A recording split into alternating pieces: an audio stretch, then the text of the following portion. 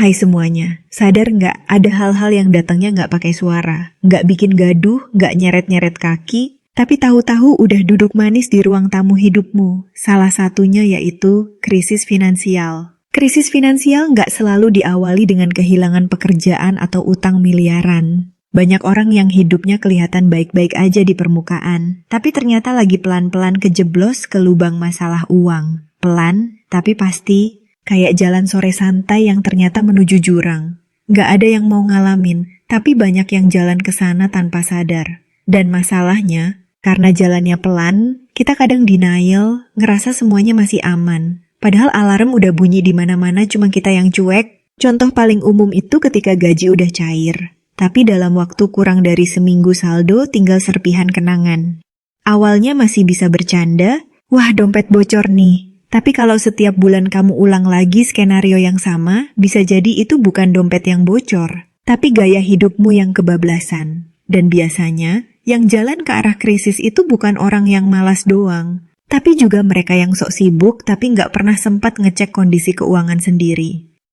Anehnya, banyak orang yang ngerasa punya penghasilan cukup, bahkan lebih, tapi tetap merasa miskin tiap akhir bulan. Kayak ada sihir yang bikin uang lenyap misterius. Padahal uangnya jelas masuk. Masalahnya bukan di jumlah, tapi di cara kelola. Kadang kita terlalu sibuk ngejar validasi sosial sampai lupa bahwa masa depan juga butuh asupan. Kartu kredit digesek demi nongkrong lucu, padahal esok belum tentu bisa bayar minimum payment. Kalau kamu mulai sering merasa gelisah tiap buka aplikasi mobile banking atau mulai ngitung-ngitung tagihan sambil ngelus dada, mungkin ini saatnya berhenti sejenak dan bertanya ke diri sendiri, sebenarnya aku masih jalan di jalur aman? Atau lagi pelan-pelan ngelangkah ke arah yang berbahaya?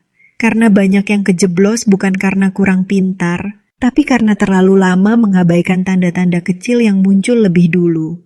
Tanda-tanda itu kayak kerikil kecil di sepatu, nggak sakit banget, tapi bikin nggak nyaman. Dan kalau dibiarkan bisa bikin jalanmu pincang. Salah satu tanda paling halus tapi berbahaya adalah ketika kamu ngerasa hidupmu jalan di tempat secara finansial. Gaji naik tapi nggak pernah berasa. Tabungan entah di mana, investasi baru niat doang. Tiap bulan sibuk kerja, tapi hasilnya cuma numpang lewat di rekening. Ada semacam lingkaran setan yang nggak kelihatan, tapi kamu muter di situ terus.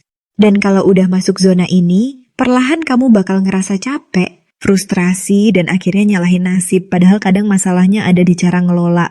Tanda lain yang sering dianggap sepele adalah kebiasaan menunda bayar kewajiban demi keinginan. Misalnya, tagihan BPJS dibiarin dulu, yang penting bisa check out skincare terbaru, cicilan motor lewat tanggal, tapi kamu tetap mantap beli tiket konser. Ini bukan soal nggak boleh have fun, tapi kalau senang-senangmu bikin kewajiban numpuk, ya siap-siap aja disambut oleh efek domino. Sekali dua kali masih bisa dimaklumi, tapi kalau udah jadi pola, itu alarm besar yang nggak boleh kamu abaikan. Lalu ada juga yang hidupnya terlalu bergantung sama pinjaman kecil-kecilan, mulai dari pay later, pinjol legal, sampai minjem ke teman. Awalnya sih cuma buat nutup kekurangan dikit, tapi lama-lama jadi kebiasaan. Dan dari situlah biasanya krisis mulai ngerangkak masuk. Kalau kamu udah mulai ngelihat utang sebagai solusi bulanan, itu artinya ada lubang besar dalam manajemen keuanganmu. Dan lubang itu akan makin dalam kalau nggak segera ditambal. Masalah lainnya, banyak yang nggak sadar bahwa mereka hidup lebih besar dari kapasitas. Gaya hidupnya melampaui isi dompetnya. Pura-pura mampu jadi kebiasaan yang menguras energi dan isi rekening. Padahal, jujur pada kondisi diri sendiri itu langkah awal buat menyelamatkan masa depan. Tapi ya itu tadi, gengsi kadang lebih dominan daripada logika.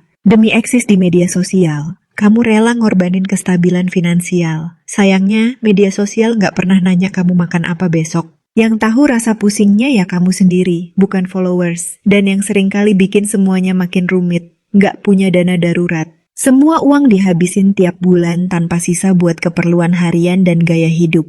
Begitu ada kejadian tak terduga, motor mogok, orang tua sakit, kerjaan tiba-tiba berhenti, langsung kelabakan. Nggak ada bantalan, nggak ada jaring pengaman. Ini ibarat naik sepeda di jurang tanpa helm. Sekali kepleset, langsung terjun bebas.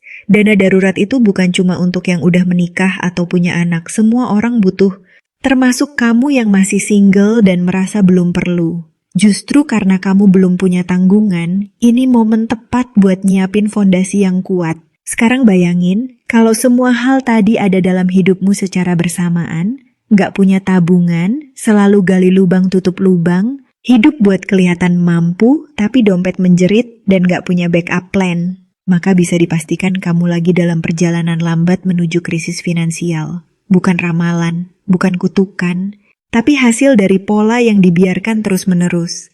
Tapi tenang, video ini bukan buat bikin kamu ngerasa buruk. Justru sebaliknya, kadang kita butuh disadarkan dengan cara yang jujur dan to the point. Karena momen menyadari itu sering jadi titik balik paling penting. Yang dulunya cuek, mulai mikir. Yang tadinya denial, mulai refleksi.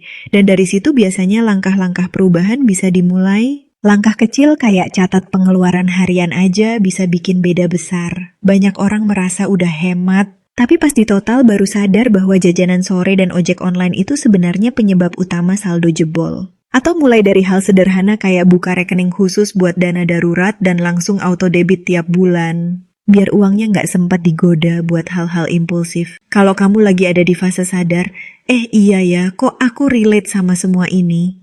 Itu bukan tanda kamu gagal. Justru itu bukti kamu masih peduli. Dan kalau kamu butuh langkah awal yang ringan tapi bisa jadi game changer, coba deh mulai belajar kelola keuangan pribadi pakai alat bantu digital yang gampang dipakai. Banyak aplikasi pencatat keuangan yang sekarang tersedia gratis atau murah.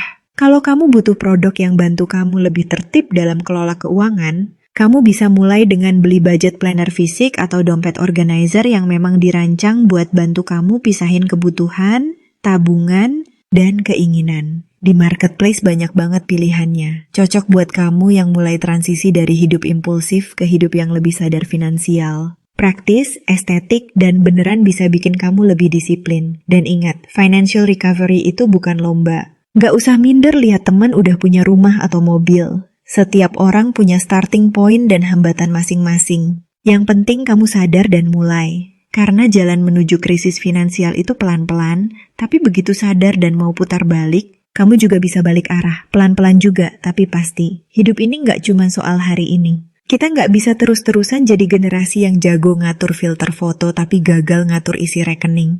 Masa depan itu kayak tanaman. Kalau kamu siram hari ini, kamu bisa nikmati hasilnya nanti. Tapi kalau dibiarin kering, jangan heran kalau nanti kamu panen kekhawatiran, bukan ketenangan. Jadi sekarang, berhenti sejenak, ambil napas, buka aplikasi bank kamu, cek dompet kamu, tanya ke diri kamu, apa aku udah beneran siap buat hidup panjang yang gak bisa diduga ini? Karena lebih baik merasa gak nyaman sekarang daripada menyesal 5 tahun lagi. Dan lebih baik disadarkan video ini daripada dibangunkan kenyataan yang pahit. Semoga video ini bermanfaat. See you di next video.